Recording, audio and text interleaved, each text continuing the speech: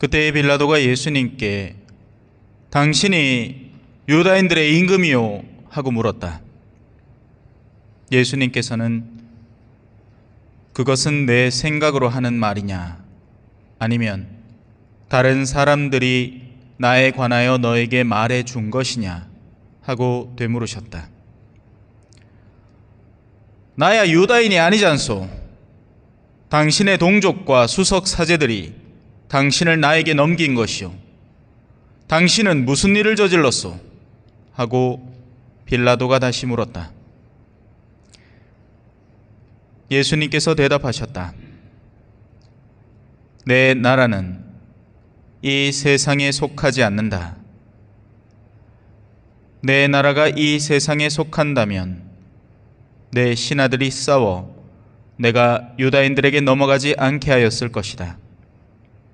그러나 내 나라는 여기에 속하지 않는다. 빌라도가 아무튼 당신이 임금이라는 말 아니요? 하고 묻자 예수님께서 그에게 대답하셨다. 내가 임금이라고 네가 말하고 있다. 나는 진리를 증언하려고 태어났으며 진리를 증언하려고 세상에 왔다. 진리에 속한 사람은 누구나 내 목소리를 듣는다. 주님의 말씀입니다.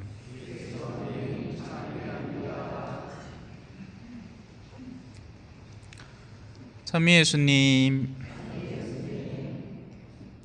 오늘 하마터면 여러분들 못 볼 뻔했습니다.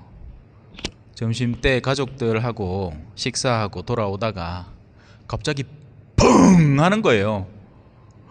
내가 뭘 쳤나 싶어가지고 깜짝 놀라서 보니까 바퀴가 턱 터져 있더라고.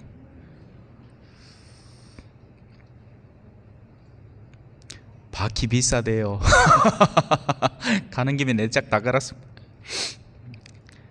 자, 오늘 빌라도와 예수님의 이 대화는 참 재밌죠. 빌라도는 권력자의 입장에서 질문을 던지고 있습니다. 그죠? 그런데 사실 진정한 권력자는 예수님이죠. 그래서 겉모습은 빌라도가 죄수로 들어온 예수를 신문하는 것 같지만 실질적인 대화는 세상의 주인이 한 피조물인 심판관 역할을 하는 인간을 심판하고 있는 겁니다. 그래서 이런 질문을 하는 거예요. 지금 네 생각으로 하는 말이냐? 다른 사람이 하는 말을 앵무새처럼 반복하는 거냐? 세상의 주인이신 심판관 앞에는 다른 이의 의견을 반복하는 게 의미가 없기 때문입니다. 잊지 마세요. 다른 이의 의견을 앵무새처럼 반복하는 것은 나의 영성생활에 하등 도움이 되지 않습니다. 진정 내가 무엇을 원하고 내가 무엇을 추구하는가, 그걸 답변할 준비가 되어 있어야 돼요. 껍데기야 성당에 와 있겠지만 정말 성당에서 무엇을 원하니? 라고 심판관이 물었을 때 이렇게 답할 수 있어야 됩니다. 주님, 저는요 다른 거 다 필요 없고요 당신께 가기를 바랍니다. 근데 그게 아니면 문제가 생깁니다. 오늘 이 독서에 잠깐 나오는 표현이지만 그들은 자기들이 찌른 분을 볼 것이라 이런 얘기가 나오죠. 그래서 이 땅, 우리가 살고 있는 이 지상의 영역 속에서는 심지어 하느님을 찌를 수도 있습니다. 예전에 성체 모독 사건도 벌어졌죠. 지나치게 편파적인 어떤 사상에 사로잡힌 한 친구가 성체를 들고 와서 그러니까 더러운 피에다가 적시고 막 태우고 난리를 친 사건이에요. 그렇게 원한다면 할 수 있습니다. 그걸 한다고 순간 번개 맞아 죽고 이런 일은 일어나지 않아요. 원하면 가장 극단의 독성죄도 저지를 수 있습니다. 왜냐하면 그것이 지상에 머무는 동안에는 선을 행하든 악을 행하든 양자가 자유롭게 열려 있기 때문입니다. 하지만 모든 것이 다 가능하다고 해서 그것이 다 옳다는 이야기는 절대 아닙니다. 할 수 있다고 무조건 다 바람직한 일이 되어버린 건 아닙니다. 현대의 사상적 흐름은 우리가 할 수 있는 모든 것들이 원래는 다 바람직한 거다라는 이야기를 하고 싶어 하죠. 그래서 아니 산다는 게 무슨 의미입니까? 죽고 싶으면 막 안락사도 해가 내가 막 이 얌전하게 늙어주고 막 괜찮지만서도 어디 아프고 이러면 기계 장치 같은 데 들어가고 스위치 하나 탁 누르면 이 독가스 싹 나와가지고 마취제하고 근육 이완제하고 독가스 싹 나오면 질소가스가 딱 참아 내가 잠드는지 죽는지도 모르게 죽게 탁 하면 그거 좋은 거 아닙니까? 아닙니다. 절대로 좋은 거 아닙니다. 안락사는 절대로 안 되는 일입니다. 안락사는 자살의 다른 이름일 뿐입니다. 아니 뭐 야 커봐야 그 부모 엉망진창이고 가를 사랑하지도 않을 낀데 그냥 태에 있을 때 그냥 싹 죽여보면 안 됩니까? 그 뭐 고통이나 느끼겠나 그 쪼매난 게 그래가 막 그 기구들 안에 집어넣어 갖고 막 가다다다다다다다다 막 옛날에 침묵의 절규라는 비디오가 있었습니다. 침묵의 절규 말이 이상하죠. 왜냐하면 그렇게 해서 아기들을 꺼내놓으면 입이 딱 벌어져 있거든요. 마치 어마어마한 고함을 질렀다는 듯이. 하지만 그 고함 소리는 아무도 못 들은 거죠. 그때 죽이는 게 뭐 경제적으로도 도움되고 내가 앞으로 사회생활 할 일이 태산 같은데 알을 하나 더 붙여넣으면 됩니까? 그러면서 여러 면에서 낙태가 벌어지고 있죠. 해도 되는 거 아닙니까? 안 됩니다. 절대 안 돼요. 똑띠 얘기합니다. 안 됩니다. 안 되는 건 안 되는 거예요. 화난 거 아니에요. 강하게 얘기를 가끔씩 강하게 얘기를 해야 귀에 빡 들어오죠. 그죠? 지금이라도 우리가 원하면 범죄를 저지를 수 있죠. 범죄를 저지르는 것 자체가 막혀있지는 않지 않습니까? 중국의 기사 봤죠? 뭐 요즘 묻지마 범죄가 중국에서 그렇게 횡행을 한다네요. 우리나라에도 얼마 전에 있었잖아요. 지금이라도 뭐 주머니에 칼을 사시미 칼 하나 품고 있다가 지나가는 사람마다 막 쑤시고 다니면서 여러 죽여도 그게 하려면 할 수 있는 일입니다. 문제는 뭐죠? 제재를 받죠. 경찰이 올 거고 그렇게 행동하는 사람을 멈추게 할 거고 형법상의 문제가 있으니까 또 누군가에게 손해를 입히는 사람은 민사적인 제재도 받겠죠. 결국 지상의 재판대에서 심판을 받게 될 겁니다. 그죠? 마찬가지로 영적으로는 우리가 하느님을 거부할 수도 있고 그분의 외아드님을 심지어 해칠 수도 있습니다. 그분의 외아드님은 우리에게 아까도 성체 모독 사건을 얘기했지만 당신의 몸을 먹으라고 아직도 우리를 사랑해 주시니 우리는 그분을 먹고 느낄 수 있는 겁니다. 하지만 원한다면 몰래 가져가서 독성죄를 범할 수도 있죠.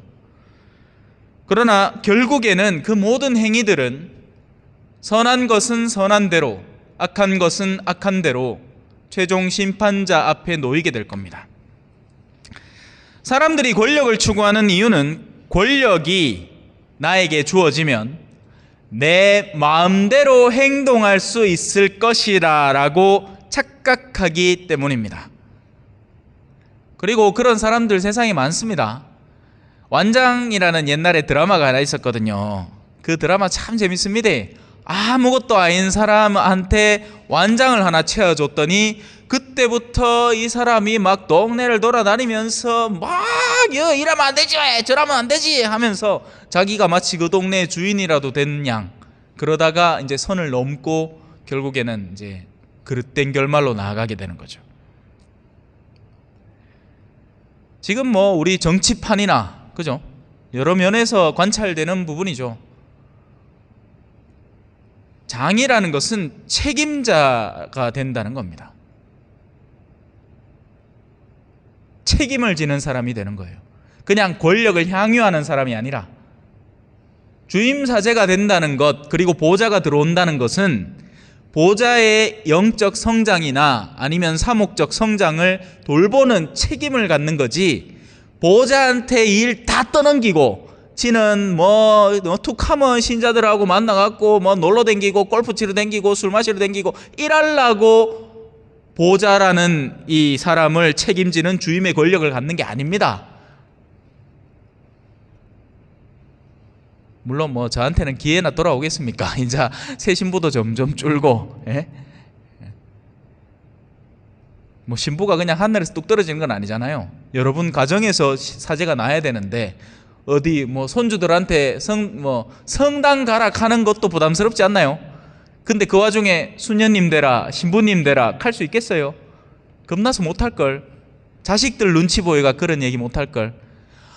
엄마는 우리 아한테 뭐라 하노? 우리 아는 그런 거 안 한다. 마치 그게 무슨 범죄 조직에 가입하는 거라도 되느냐, 그죠? 아이고야.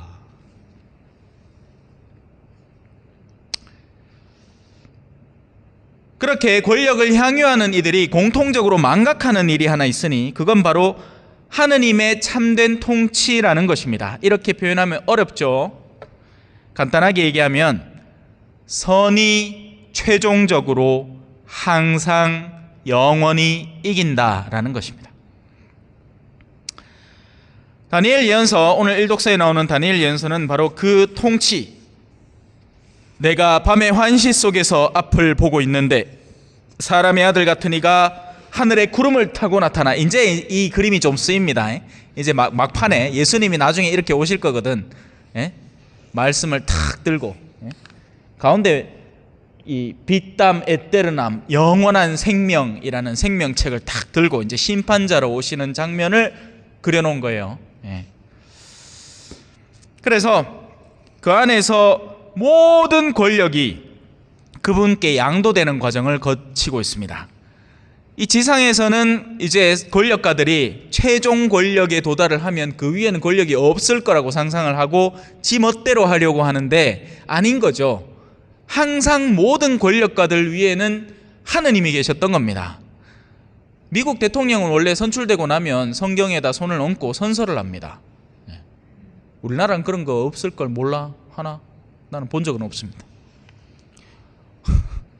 그래야 자기가 제일 대빵인 줄 아는 거예요. 그러니 권력을 쥐고 있는 동안 어떻게든 이익을 최대한 끌어당겨 놓고 모든 걸 엉망진창으로 만들어 놓는 거죠. 다니엘 예언서는 거듭 이야기하지만 바로 하느님의 통치를 우리에게 예언하고 있습니다. 그의 통치는 영원한 통치로서 사라지지 않고 그의 나라는 멸망하지 않는다. 영원히 사라지지 않는 통치, 우리는 그 통치권의 수장에게 복종할 줄 알아야 합니다. 이 복종이라는 것은 언뜻 듣기에 굉장히 수치스럽고 하기 싫은 것처럼 느껴지죠. 사람들 사이에는 그렇게 느껴질 수 있습니다. 내가 이 인간한테 왜 복종을 해야 되는데? 그죠? 니나 내나? 니나 내나? 똑같은 거 아이가? 예전에는 이 식탁 자리도, 그죠?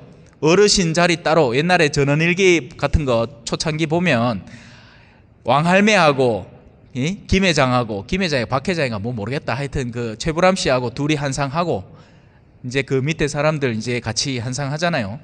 아버지가 집안의 으뜸이었고 주인이었고 가장이고 책임자였던 겁니다.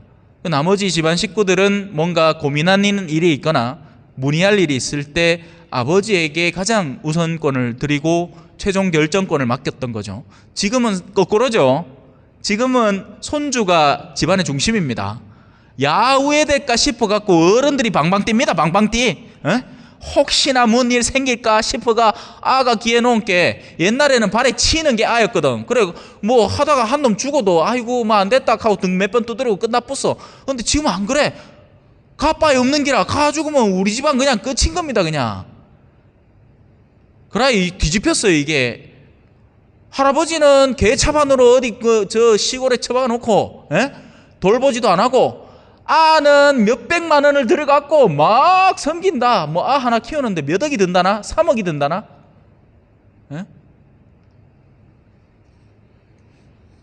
내가 알을 안 키워봐 그렇습니다. 아, 귀한지 모르겠다. 네. 그래요. 영원히 사라지지 않는 통치를 지닌 분에게 순종하고 복종할 줄 알아야 됩니다. 눈앞에 보이는 헛된 권력의 휘두름에 속아 넘어가지 마십시오. 그 권력이 우리를 아무리 두렵게 하더라도 말이죠. 그 어떤 막강해 보이는 권력이라도 하느님 앞에서는, 영원을 주신 분 앞에서는 한순간인 겁니다. 그렇지 않아요, 그죠? 왜 어릴 때나 뭐 2살 차이 나고 3살 차이 나고 나면 선배님, 형님 개사치 이제 뭐 72이나 73이나 뭐 88이나 뭐 86이나 뭔 차이고 같이 늙어가는 처지에. 예? 한국은 이게 정말 문제입니다, 사실은. 예. 나이라는 이 장벽을 넘어서지를 못해요. 내가 나이가 벼슬이 되어버린 거예요. 아닌데 영혼이 성장하는 사람이라야, 지혜로운 사람이라야 어르신이 되어 마땅한데, 이거 뭐 탐욕이란 탐욕은 부릴 대로 다 부리고 성깔은 더러울 대로 더러우면서 나이만 가득 차가지고는 어른 역할을 하려고 그래. 나이가 많다고. 아닙니다. 어른 아니에요, 그런 사람들은. 진짜 어른은 보면 존경스럽습니다. 차분하고 생각이 늘 정돈되어 있고, 그리고 당연히 우리는 신앙인이니까 하느님을 더할 나위 없이 사랑하고 그분께 사람들을 이끌어드리려는 노력을 그치지 않는 분이 진짜 어른이죠. 어디 나이만 많아가 먼 놈 장 다 때려 붙여가지고 뭐 마치 사단장 이거 할 때 훈장 다다다다다다 붙이 맹기로 무슨 회장 무슨 장 무슨 뭐 단장 무슨 장 뭐 그렇게 봐야 아무짝에도 소용없습니다. 들에 핀 풀꽃처럼 오늘은 생생해 보이는 그런 권력들이지만 다음 날이면 여지없이 시들어버리곤 하는 것이 세상이 부여하는 권력입니다. 그렇지 않습니까? 네?